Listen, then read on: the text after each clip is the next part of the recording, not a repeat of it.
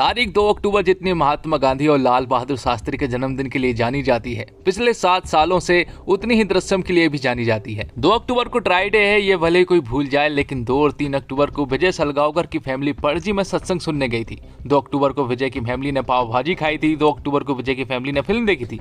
ये कोई नहीं भूल सकता। तो दोस्तों, इंडस्ट्री में शायद ही किसी फिल्म के सीक्वल को लेकर फैंस के बीच इतनी हाइप क्रिएट होगी। बाहुबली के बाद जो पागलपन बाहुबली 2 को लेकर था, ठीक वही दीवानगी अजय देवगन की फिल्म दृश्यम के प्रति फैंस में दिखती हुई नजर आ रही है। तो एक्सप्लेनेशन शुरू करते हैं, और अगर वीडियो अच्छा लगे तो वीडियो को लाइक जरूर कीजिएगा, और इसी तरह की वीडियोस पाने के लिए आप हमारे इस चैनल को सब्सक्राइब भी कीजिएगा, ताकि आपको इसी तरह के लेटेस्ट और फ्रेश कंटेंट मिलते रहे। तो फिल्म की शुरुआत होती है डेविड नाम के एक आदमी से, जो कि एक आदमी को ड्रग्स देने के लिए जाता है, और जब डेविड उस आदमी को ड्रग्स दे देता है तो वो आदमी डेविड को बदले में पैसे नहीं देता है, जिसके कारण उन दोनों के बीच में झड़प होने लगती है, और इसी झड़प में डेविड से गलती से गोली चल जाती है और वो आदमी मारा जाता है। लेकिन तभी यहाँ पर पुलिस आ जाती है, और पुलिस ने डेविड को उस आदमी को मारते हुए देख लिया था, और डेविड जब उन्हें देखता है तो तुरंत ही वो जंगलों की ओर भागने लगता है। पुलिस वाले भी उसका पीछा कर रहे होते हैं, जिसके बाद डेविड पुलिस स्टेशन के पास रुकता है, जहां पर वो विजय को पुलिस स्टेशन से फावड़ा लेकर बाहर निकलता हुआ देखता है। और आज का दिन 2 अक्टूबर 2014 का दिन है, मतलब कि आज के ही दिन सैम की बॉडी को पुलिस स्टेशन के अंदर दफनाया गया था। लेकिन ये रहस्य सिर्फ विजय को ही मालूम है, लेकिन अब हमें पता चलता है कि ये रहस्य अब डेविड को भी मालूम है। जिसके बाद डेविड दौड़ता हुआ अपने घर पहुंचता है, लेकिन उसे नहीं मालूम था कि उसके पीछे अभी भी पुलिस लगी हुई है। पुलिस वाले डेविड को अरेस्ट कर लेते हैं, जिसके बाद कहानी 7 साल आगे पहुंच जाती है, जहां पर हमें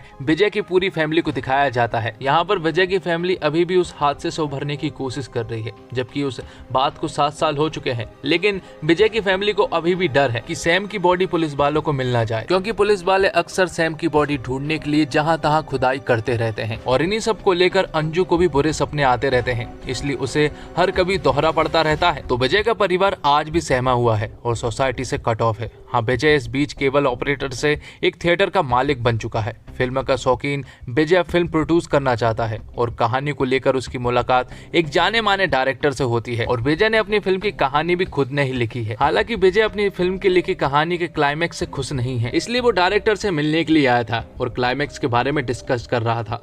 साथ ही वो डायरेक्टर से कहता है कि हमें अपने क्लाइमैक्स पर थोड़ा और ध्यान देना चाहिए, इसलिए वो क्लाइमैक्स को फिर से लिखने का प्लान बनाते हैं। अब आगे हम गायतोंडे को देखते हैं, जो कि 7 सालों से सस्पेंड है। यहाँ पर गायतोंडे के पास आईजी सर का कॉल आता है, और तुरंत ही उसे अपने घर बुलाते हैं। दरअसल आईजी सर विजय का केस रीओपन करने वाले हैं, और तभी एंट्री होती है आईजी सर मतलब कि तरुण अहलावत की, जो कि 7 साल पुराने केस को रीओपन करने वाले हैं। और गायतोंडे को आईजी सर ने इसलिए बुलाया है क्योंकि गायतोंडे ही वो शख्स है जिसे सारी की सारी स्टोरी मालूम है, और गायतोंडे एक विटनेस भी है जिसने विजय को उस येलो कार में देखा था। और तभी एंट्री होती है मीरा देशमुख की, जो कि लंदन से वापस आ चुकी थी, क्योंकि मीरा को मालूम है कि ये सब कुछ विजय ने ही किया है, लेकिन उनके पास कोई सबूत ना होने के कारण वो कुछ भी नहीं कर सकते। लेकिन फिलहाल उन्हें एक सॉलिड लीड मिली है, जिसमें कि तरुण अहलावत मतलब कि आईजी सर उसकी हेल्प करने वाले हैं। ये बात पूरे शहर में भी फैल चुकी थी कि विजय का केस रीओपन हो रहा है। आगे हम देखते हैं कि विजय के पड़ोस में शिव और जैनी नाम के पति पत्नी रहते हैं, और वो दोनों आपस में बहुत झगड़ते हैं, क्योंकि शिव अक्सर शराब पीकर आता है और जैनी को बहुत मारता है। लेकिन तभी हमें पता चलता है कि ये लोग पड़ोसी नहीं है, बल्कि पुलिस वाले हैं, जो कि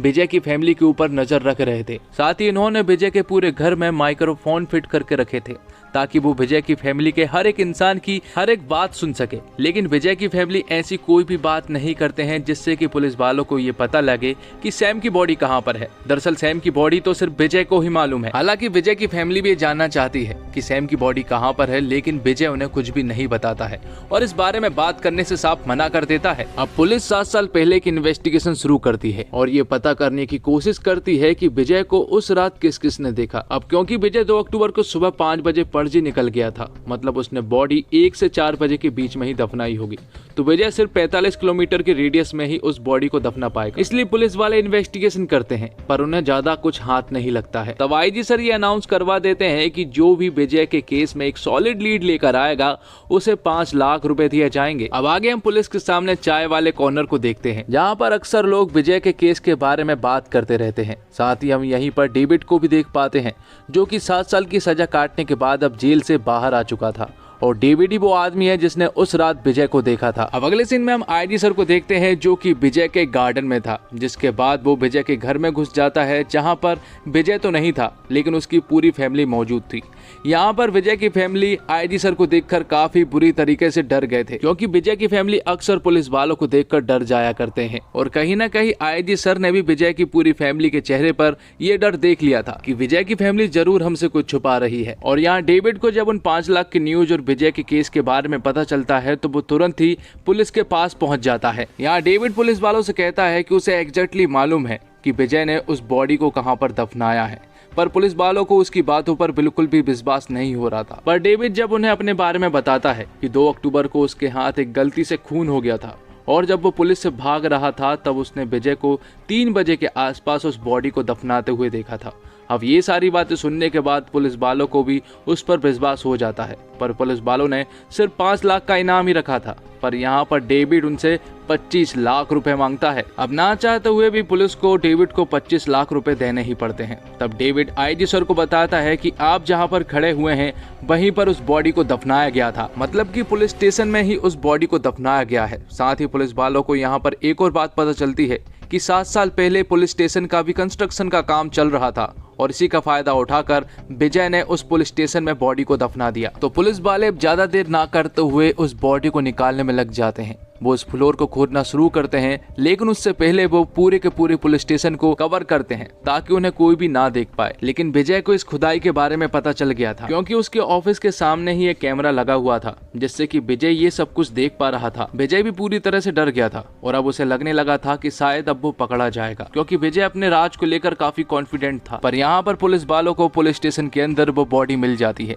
अब क्योंकि 7 साल हो चुके थे इसलिए उस बॉडी के स्केलेटन ही उन्हें मिल पाते हैं और पुलिस वालों को कोर्ट से 8 घंटे की पूछताछ के लिए ऑर्डर भी मिलते हैं, जिसके अगले ही दिन वो लोग विजय की पूरी फैमिली से पूछताछ करने में लग जाते हैं, जहां पर आईजी सर और मीरा देशमुख दोनों ही मौजूद थे। आईजी सर यहां पर विजय को सारी बातें बताते हैं कि उस रात डेविड नाम के एक आदमी ने तुम्हें वहां पर देखा था, लेकिन यहाँ पर विजय साफ मना कर देता है। वो कहता है कि उसने या तो किसी और को देखा होगा या फिर वो आदमी झूठ बोल रहा है। आईजी सर यहाँ पर काफी सारे सवाल पूछते हैं, लेकिन विजय अपने बयान पर अड़ा हुआ था।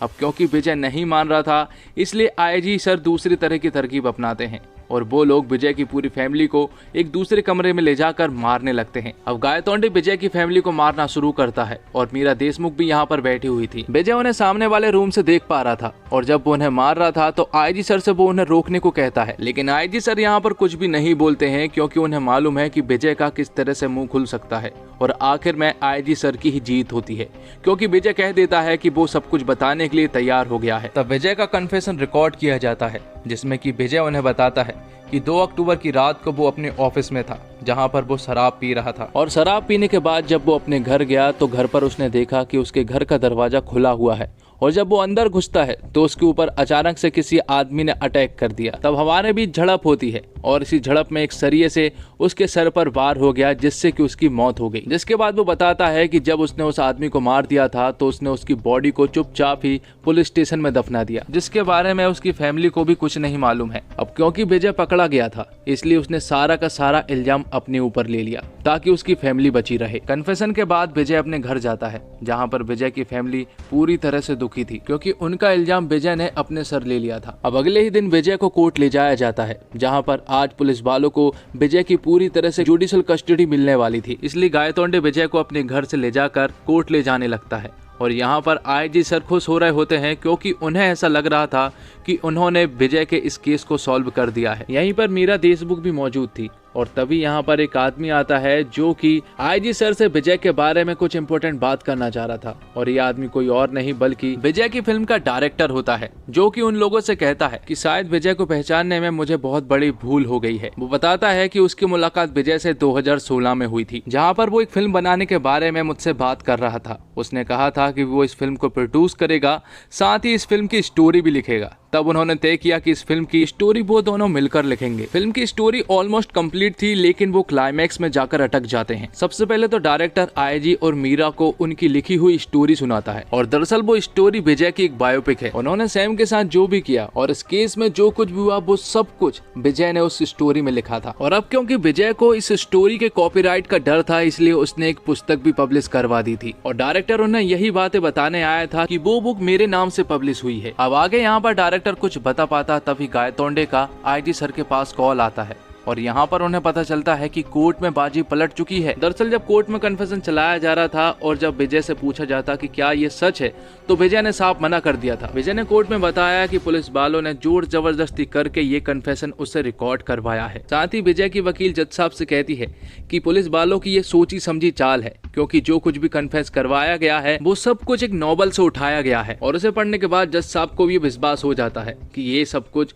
पुलिस वालों की सोची समझी चाल है। अब डायरेक्टर उन्हें क्लाइमैक्स के बारे में बताता है। वो उनसे कहता है कि पिक्चर की स्क्रिप्ट खत्म हो जाने के बाद विजय फिर से उसके घर आया था, जहां पर आने के बाद उसने कहा था कि उसे क्लाइमैक्स की स्टोरी थोड़ी सी पसंद नहीं आ रही है। उसने डायरेक्टर से कहा था कि अगर मान लो कि पुलिस वालों को उसकी बॉडी मिल जाती है तो आगे वो क्या करेंगे। अब आगे डायरेक्टर कुछ बताता, इससे पहले गायतोंडे का फिर से आईजी सर के पास कॉल आता है, और यहाँ पर बाजी पूरी तरह से पलट चुकी थी, क्योंकि कोर्ट में जो डीएनए सैंपल्स मिले हैं वो सैंपल समीर देशमुख की बॉडी से मैच नहीं कर रहे थे, जिससे कि ये साबित होता है कि पुलिस स्टेशन में जो बॉडी मिली है वो समीर देशमुख की नहीं बल्कि किसी और की है। तो आईजी सर उस डायरेक्टर से अब ये जानना चाह रहे थे कि आखिर उस फिल्म का क्लाइमैक्स क्या था। तो डायरेक्टर उसे बताते हैं कि हीरो को मालूम था कि पुलिस वालों को उसकी बॉडी मिल जाएगी, इसलिए हीरो ने पहले से ही इन सब का इंतजाम करके रखा था। तो विजय ने समीर की बॉडी को पुलिस स्टेशन के नीचे दफनाया जरूर था, पर तब से ही वो समीर जितनी हाइट और उसकी एज जितनी डेड बॉडी को ढूंढ रहा था। तब विजय की मुलाकात एक आदमी से हुई थी जो कि चर्च में काम करता है, और उसी के बाजू में लोगों को दफनाया भी जाता है, और वहीं पर विजय की ये तलाश खत्म हुई थी। विजय ने उस चर्च वाले आदमी की पैसों से मदद की, जिसके बदले में उसने उस लड़के के स्केलेटन विजय को दे दिए। अब ये स्केलेटन सिर्फ बदलने थे, और जहाँ पर डीएनए के स्केलेटन की रिपोर्ट चेक किए जाते हैं वो दिन में किए जाते हैं। तो विजय मौके का फायदा उठाकर समीर देशमुख के स्केलेटन को बदल देता है, और समीर देशमुख के स्केलेटन को वो डिस्ट्रॉय भी कर देता है। तो विजय के खिलाफ अब कोई भी सबूत नहीं थे, इसलिए कोर्ट विजय को बाइज्जत बरी कर देती है, और एक बार फिर से विजय की जीत होती है। तो दोस्तों, बॉलीवुड के लिए मुनाफे के लिहाज से यह साल उतना बेहतरीन नहीं रहा। इक्का दुक्के फिल्मों को अगर छोड़ दिया जाए तो ज्यादातर फिल्में बिग बजट और बड़ी स्टार कास्ट के बावजूद बॉक्स ऑफिस पर कोई खास असर नहीं कर पाई है। लेकिन वो कहते हैं ना, अंत भला तो सब भला। गुजरते इस साल में शायद दृश्यम 2 कोई कमाल कर दे। हालांकि क्रिटिक्स की ओर से तो इस फिल्म के लिए काफी बढ़िया रिव्यूज आ रहे हैं, और दृश्यम को पसंद करने वालों को इस मूवी से काफी उम्मीदें हैं। ऐसे में बिना ज्यादा दिमाग लगाए जो इस सीक्वल को देखना चाहेंगे उनको इस मूवी में वाकई एक सच्ची थ्रिलर मूवी जैसा आनंद आने वाला है। लेकिन जो किसी ने लेखक और डायरेक्टर के बिछाए जाल में कमियां ढूंढने की कोशिश की तो ये मूवी आपको कमजोर लग सकती है, पर मेरे हिसाब से तो ऐसे कम ही लोग होंगे। दर्शकों को तो ये मूवी बहुत ज्यादा पसंद आ रही है, और किसी सफल फिल्म का सीक्वल बनाना आसान नहीं, बहुत कठिन और चुनौतीपूर्ण काम माना जाता है।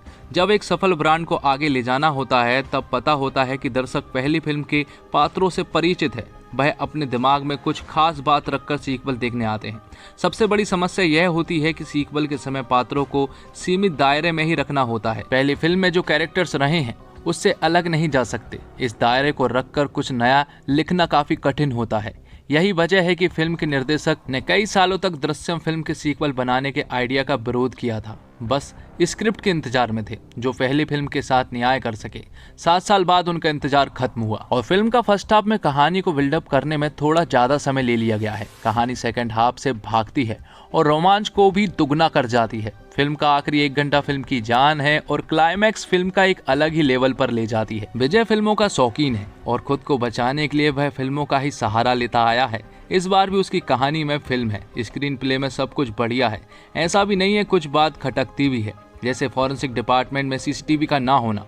पुलिस जब विजय पर इतनी निगरानी रखी थी तो विजय का फॉरेंसिक डिपार्टमेंट के वॉचमैन की गहरी दोस्ती को कैसे नजरअंदाज कर गई। और डायरेक्टर ने अपना समय लेकर तसल्ली से इस फिल्म को बनाया है। शुरुआत कुछ मिनटों में उन्होंने किरदार को उभारने में लगाए, क्योंकि नए किरदार भी सीक्वल में शामिल किए गए हैं। विजय के परिवार की सोच को अच्छा दर्शाया गया है। उनके लिए सीन की बुनावट सुंदर तरीके से की गई है। कुछ पारिवारिक दृश्य दिल को छूते हैं, साथ ही सस्पेंस और थ्रिल को बनाए रखा है। जो डर विजय का परिवार महसूस कर करता है वो दर्शक भी महसूस करते हैं। लगता है कि अनहोनी हो सकती है। कुछ दृश्यों में तो इस तरह से चौंकाया गया है कि दर्शकों को मजा ही आ जाता है। फिल्म में हर बात को विस्तार से समझाया गया है, तर्क प्रस्तुत किए गए हैं। मसलन विजय ने अपराध तो किया है लेकिन सजा उसे भी मिल रही है। हीरो भाग्यशाली है तो उसका ये मतलब नहीं कि उसका दोष नहीं है। लेखक ने सभी बातों पर बात की है। ऐसा है तो क्यों है। कुछ घटनाक्रम है जो कि अविश्वसनीय लगते हैं। ट्विस्ट अनपेक्षित है जो मजा देते हैं। फिल्म में मनोरंजन भी भरपूर है, सस्पेंस बांध कर रखता है और आखिर के 20 मिनट तो ऐसे हैं कि आप पलक झपकने की हिम्मत भी नहीं कर सकते। निर्देशक ने प्रभावित किया है। उन्होंने दृश्यों को गहराई के साथ पेश किया है। कुछ लंबे दृश्य की कहानी में फिट नहीं लगते लेकिन क्लाइमैक्स में पता चलता है कि कितने महत्वपूर्ण दृश्य थे। और अभिषेक पाठक के डायरेक्शन की बात करें तो उनके सामने पहले से एक नजीर थी। उन्होंने उसी को रियलाइजेशन फॉलो किया, पर इसके लिए अनुशासन चाहिए जो अभिषेक में दिखता है। उन्होंने बहुत सारा अपना इनपुट भी डाला है, चाहे वो तरुण का किरदार हो या फिर गोवा को दिखाने का उनका नजरिया। कुछ ऐसे शॉट भी हैं जो इस फिल्म को मास अपीलिंग बनाते हैं। साथ ही टेंशन बिल्डिंग बहुत कमाल है। एक सीन है जहां पर विजय को इन्वेस्टिगेट किया जा रहा है, उसी के पैरेलल दूसरे कमरे में उनकी फैमिली को टॉर्चर किया जा रहा है। सेक करता हुआ कैमरा और फर्स्ट फेस एडिटिंग इसमें 4 चांद लगा देते हैं। बात करें अजय देवगन की तो विजय के रोल में 1 नंबर एक्टर साबित हुए। मुझे पर्सनली उनके ऐसे ही रोल पसंद है जिनमें वो अंडरटोन रहकर किरदार निभाते हैं, चिल्लाते नहीं हैं, ओवर द टॉप एक्टिंग नहीं करते। दृश्य में जहां उन्होंने विजय को छोड़ा था वहीं से पकड़ लिया है। तब्बू इसमें एक पुलिस ऑफिसर नहीं बल्कि मां के रोल में है। एक कत्ल हुए जवान बेटे की मां की बेबसी, गुस्से को उन्होंने बढ़िया ढंग से सामने रखा है। इंस्पेक्टर गायतोंडे के रोल में कमलेश सावंत और मीरा के पति के रोल में रजत कपूर ने रियलिस्टिक काम किया है। इनके अलावा अजय की डरी हुई पत्नी के रोल में श्रेया सरन और उनकी बेटी बनी इशिता दत्ता ने भी सही काम किया है। इस फिल्म में जो एक कलाकार अलग से निखर कर आया है और वो है अक्षय खन्ना। आईजी तरुण अहलावत के रोल में उन्होंने बहुत बेहतरीन काम किया है। उस किरदार के रवैये को उन्होंने बढ़िया निभाया है। इसे देखकर उनका आर्टिकल 375 में निभाया गया वकील का किरदार याद आ जाता है। मेकर्स के सामने मलयालम फिल्म का एक बढ़िया उदाहरण था, पर इस फिल्म ने उनकी नकल करके भी एक बेहतरीन प्रोडक्ट निकाला है। ज्यादा चीजें ओरिजिनल फिल्म में उठाई हैं और कुछ जोड़ा भी है। साथ ही आपको एक और बात बता दूं कि मलयालम के दृश्यम 3 का अनाउंसमेंट कर दिया गया है, जो कि जल्द ही बनकर तैयार होकर फ्लोर पर आएगी और उम्मीद है कि बॉलीवुड वाले इसका रीमेक जरूर बनाएंगे। तो क्या आप अजय देवगन को एक बार फिर से दृश्यम 3 में देखना पसंद करेंगे? कमेंट बॉक्स में जरूर बताएं। तो दोस्तों, उम्मीद करता हूँ आपको वीडियो पसंद आई होगी। वीडियो पसंद आई हो तो वीडियो को लाइक जरूर कीजिएगा और इसी तरह के वीडियोस पाने के लिए आप हमारे चैनल को सब्सक्राइब भी कीजिएगा, ताकि आपको इसी तरह के लेटेस्ट और फ्रेश कंटेंट मिलते रहे। धन्यवाद। जय हिंद, जय भारत, जय श्री राम।